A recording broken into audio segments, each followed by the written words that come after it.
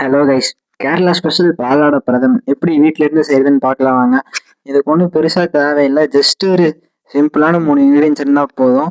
அப்படியே வாங்க line by லைனாக சொல்கிறேன். ஃபர்ஸ்ட்டு ஒரு 3/4 லிட்டர் பால் எடுத்துக்கோங்க. எடுத்து இது மாதிரி தனியாக ஒரு குக்கரில் ஊற்றி வச்சிருங்க.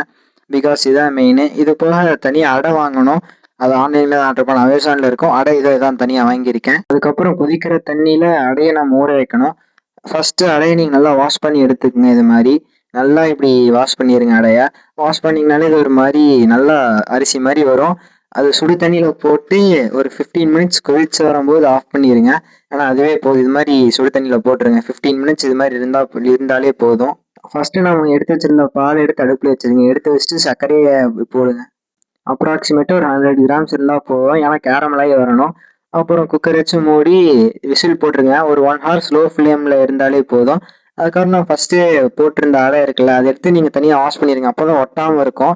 ஏன்னா ஒட்டாமல் இருக்கணும். அதுக்கப்புறம் அந்த அடையை நான் வச்சுருந்தேன் நாங்கள் பால் 1 hour ஸ்லோ ஃப்ளேமில் அதுக்குள்ளே போட்டு அப்படியே மிக்ஸ் பண்ணிங்கன்னா போதும். அப்படியே பார்த்தீங்கன்னா உங்களுக்கே தெரியும். அப்படியே மிக்ஸ் பண்ண இது மாதிரி வரும். எனக்கு அந்தளவுக்கு திக்காக வேணும்னு நினைக்கிறதுனால இந்த கன்சிஸ்டன்சியே எனக்கு போதும்.